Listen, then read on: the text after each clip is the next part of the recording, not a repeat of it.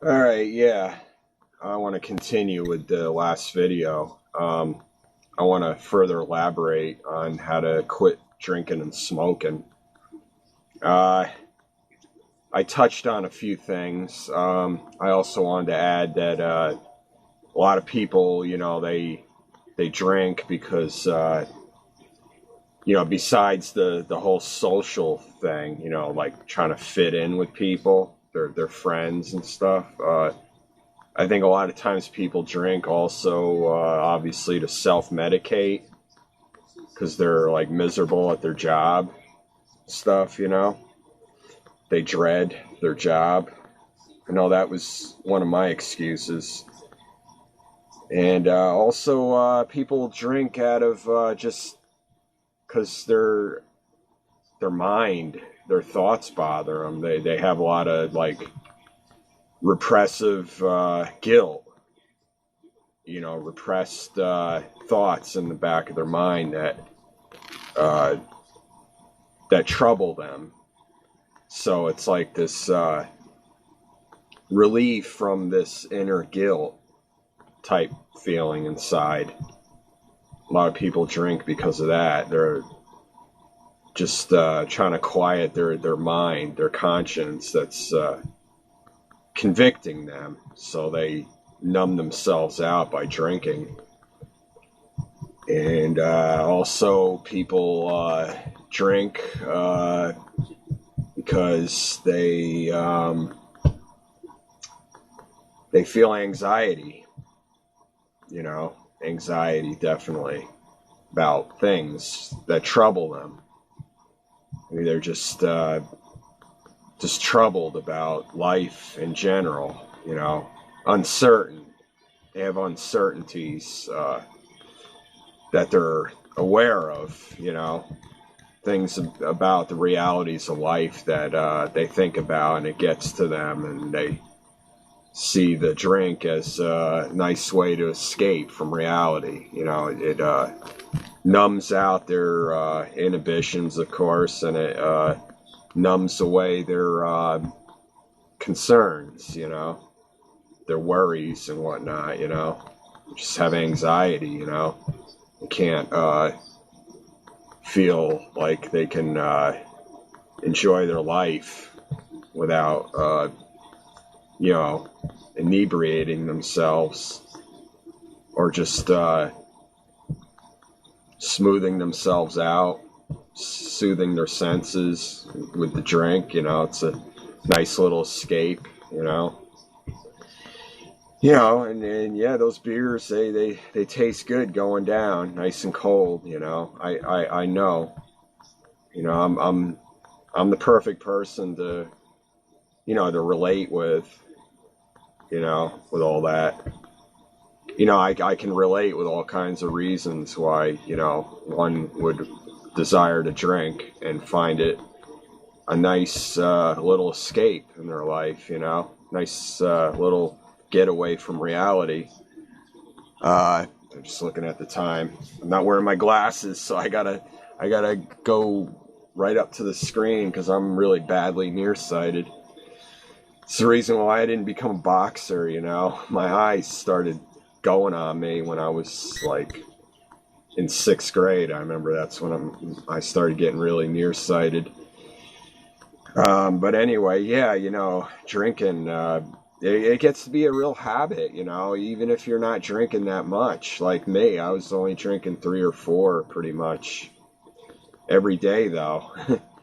And I eventually was realizing, it's not such an innocent, subtle thing, Even if I'm responsible and everything, and people would say, "Well, you're entitled, you have your reasons, you're not a problem drinker. If you are an alkie, well, you're a very functional alkie, and you're a very light level alkie."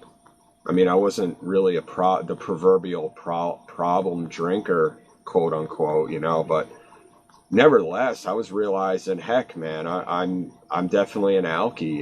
It's something I need to do. I need to drink, or I just don't feel right.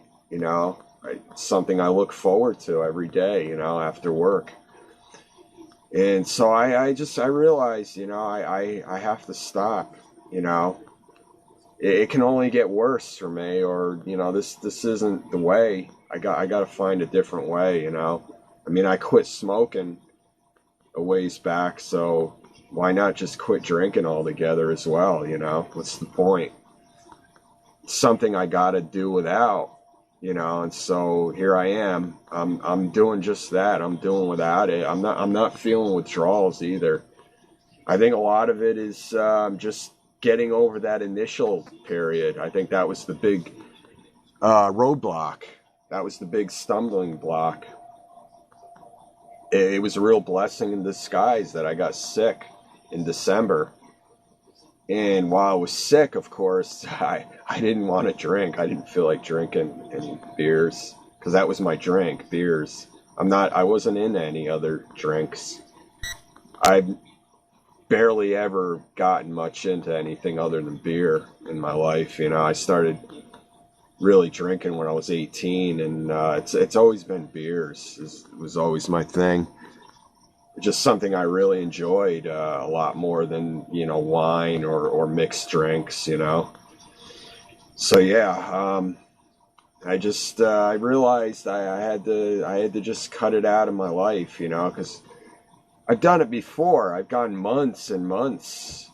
Like in my 30s, I did that. Went months and months. Even in my early 40s, I went many months without drinking. But I always would go back to it eventually because I would just feel like, well, you know, I have to, you know, I have a life. I'm entitled to live, you know. But I'm realizing now that I got to find a better way, you know.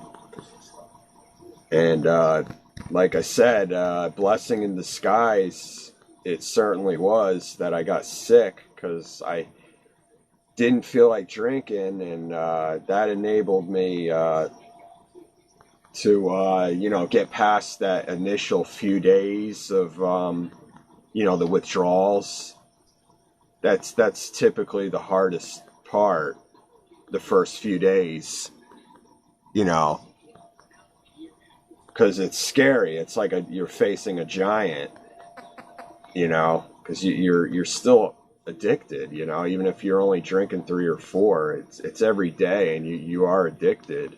You are an addict still, you know. And so I was able to face that giant and, you know, do that initial few days, you know, because, you know, without withdrawals, because I was just sick, and I was just the guy that was sick and waiting to get better. But I wasn't, in the meantime, like, oh, I miss drinking. You know, I didn't have that feeling at all. But I would have if I would have gotten sick. If I would not have gotten sick, I don't know if I would have quit drinking. I don't know if I would have been able to. The giant might have been too much for me. You know, the giant of addiction might have been too much for me. I might have not been able to overcome it. So, like I said, getting sick was like a blessing in disguise.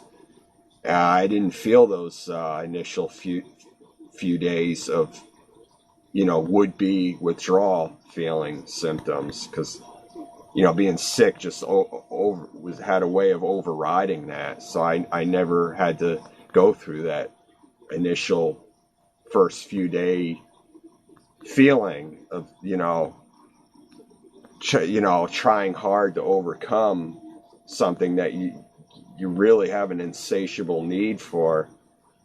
So yeah, by the time I felt better, I wasn't sick anymore. You know, it was already like a week had gone by. It was like 5, 6, 7 days had gone by. And like, you know, that initial first stage of addiction, it was gone already. It ran its course. You know what I mean? It ran its course, so I didn't have to deal with it. So it was definitely a blessing in disguise, no doubt. No, I gotta cut it. I'm getting froggy throat. It's going on 10 minutes.